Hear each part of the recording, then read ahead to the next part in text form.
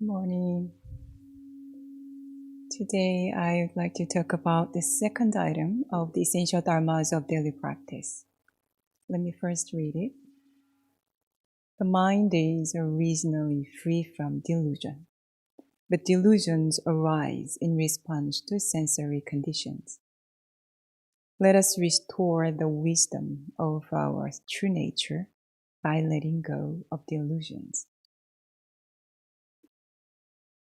Our mind originally has three innate qualities, which are equanimity, wisdom, and righteousness.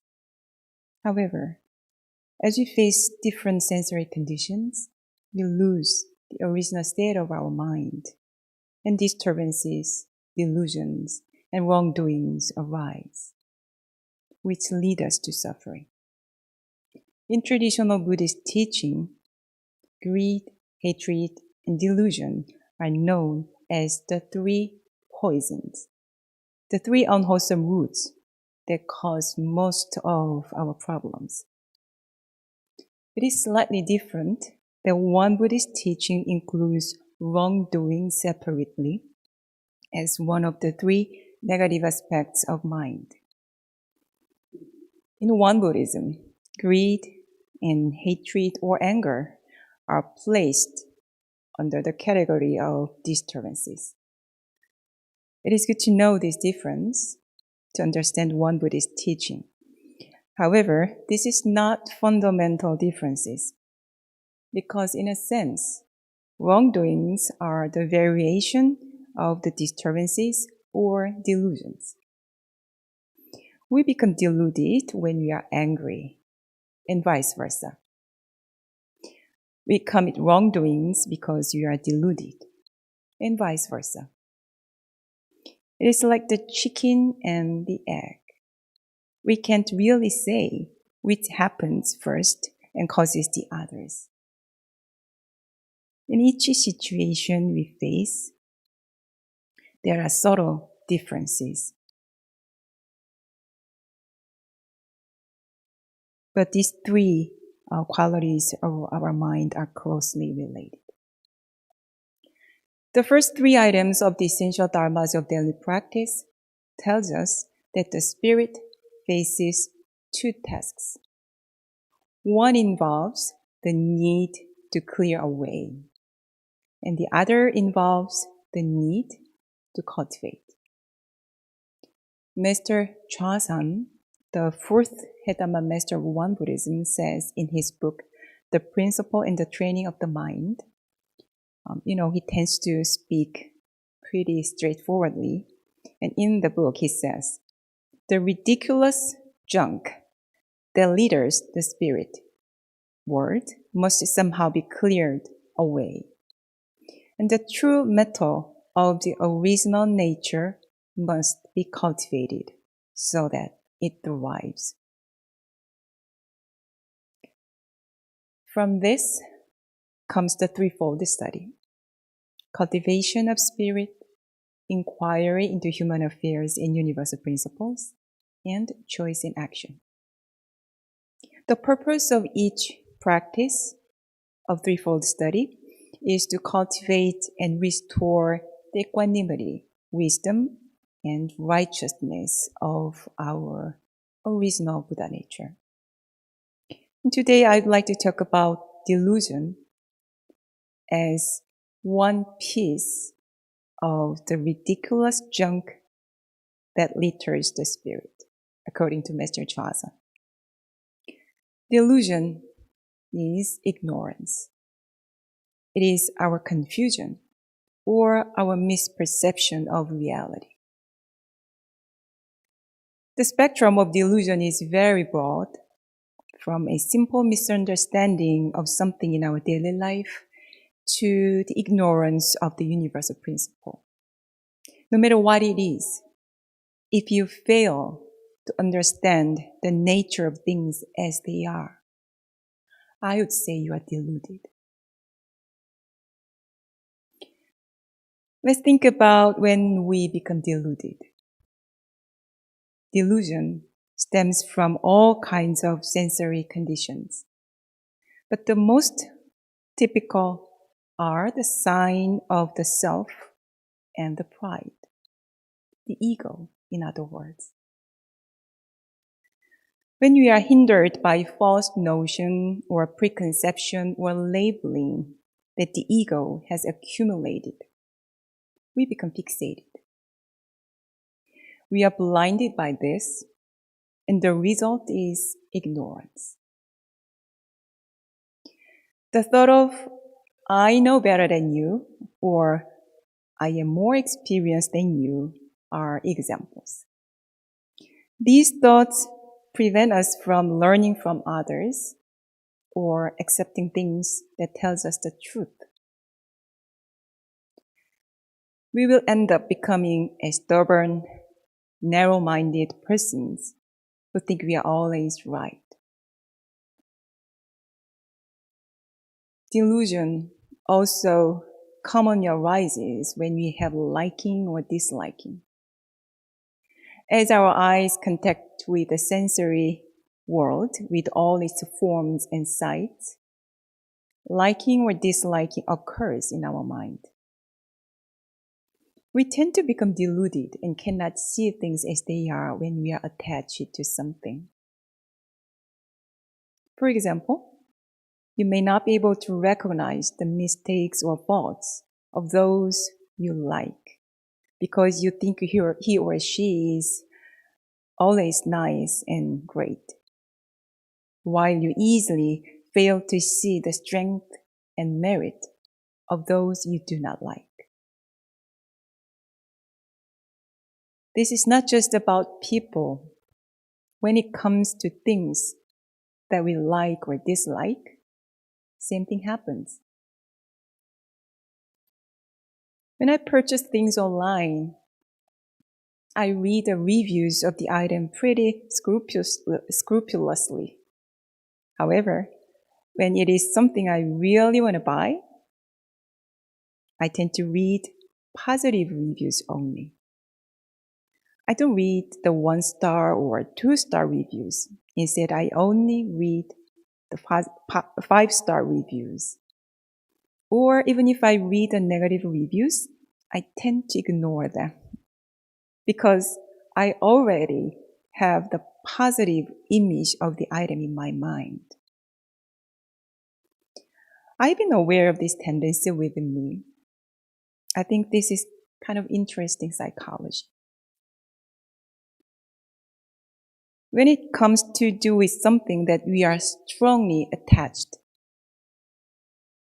we tend to ignore the results of doing or having certain things and rationalize our choice, which sometimes ends up being a big trouble. I have been observing this tendency in many people, as well as in myself.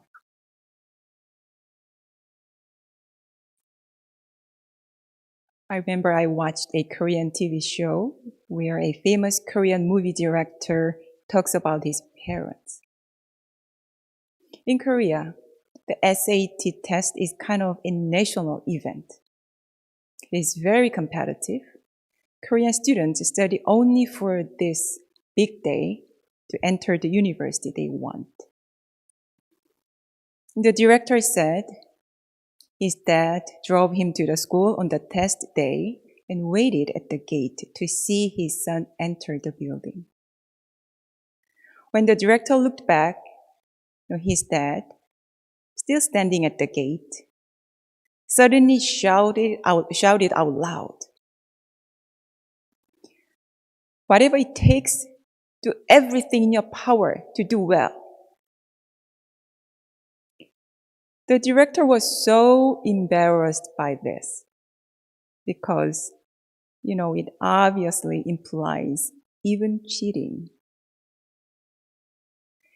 He said he could not even focus on the exam during the first hour because he felt like everyone was watching him to see if he was cheating or not.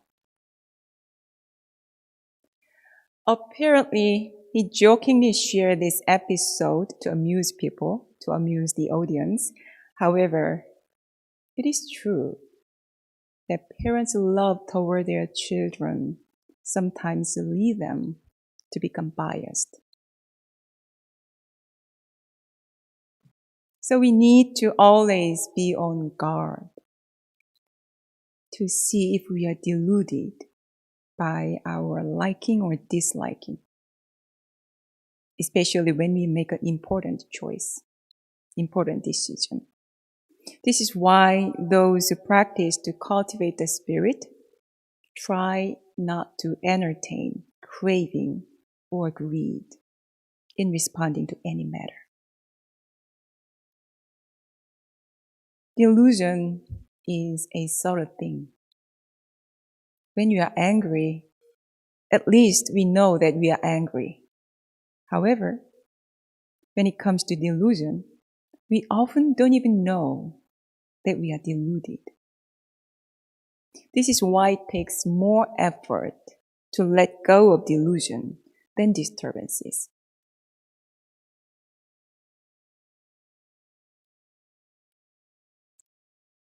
In the second item of the essential dharmas of daily practice, it says, let us restore the wisdom of our original nature by letting go of delusions. How can you let go of delusion? The first and foremost thing to do is to recognize that we are deluded. Ask yourself every day this question: did I experience delusion in my mind today? Did I experience delusion in my mind today? This simple question brings us the moment of pause and create some space to think from a different perspective. Reflect on what you felt, spoke, and chose to do today, and see if there was any deluded mind. Do this especially when you have a difficult sensory conditions and become disturbed. Under most disturbances, anger, hatred, or resentment, there lies some sort of ignorance or delusion. We sometimes become upset because we think we are right and the other person is wrong. I think to be right and to be wise doesn't mean the same. To be wise means that you can embrace both perspectives and be in the shoes of the other person, even when you think you are right. Always ask yourself humbly if you are experiencing any delusion in mind. You don't have to find the answer right away. Just to maintain this attitude of asking this question is the basis that leads us to greater wisdom. Because when you have this attitude of humbleness, you want to learn, you want to read, you want to ask other people and listen to their opinions. This is how we cultivate wisdom.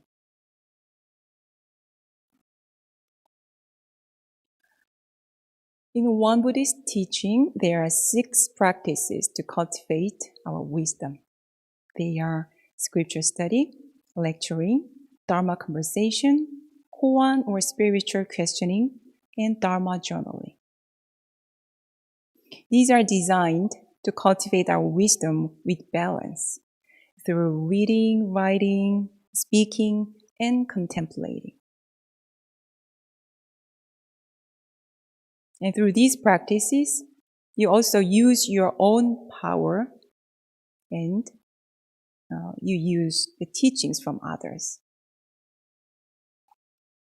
If I only had contemplated on the question of delusion by myself and not learning from the enlightened teachers, I would not have had any understanding of the way things are interdependent and impermanent.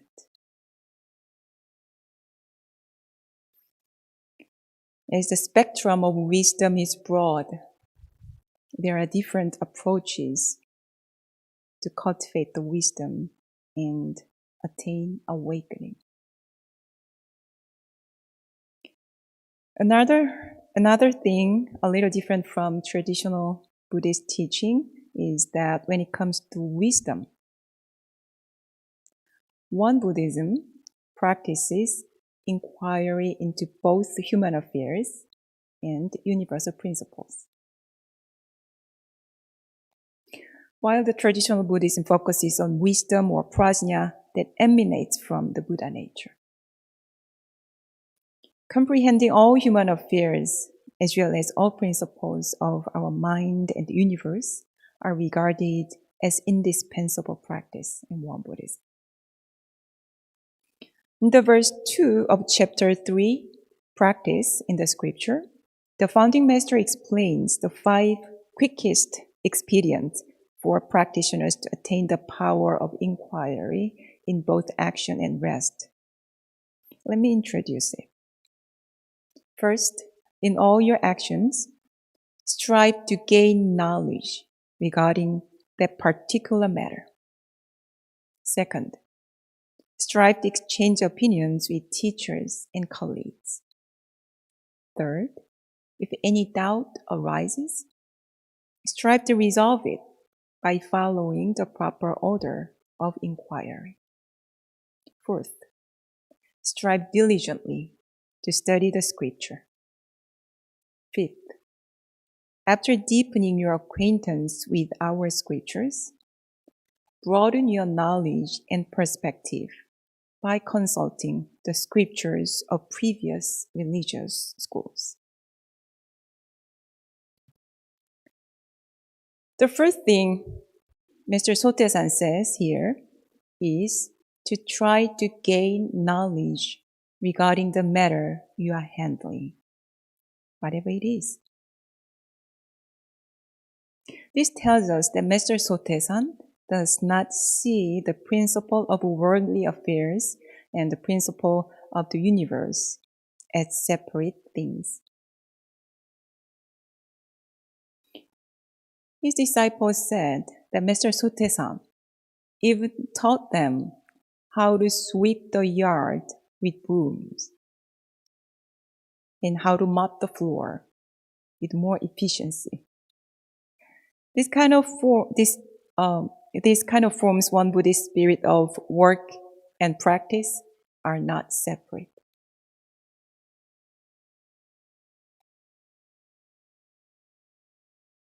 I have found the same thing from the teachers I have met in Won Buddhism. They taught me that the inquiry into human affairs and the inquiry into universal principles are not separate. Lamplight illuminates all directions except directly underneath. Just like that, we are well aware of others' faults, but may be blind to our own illusion or delusions.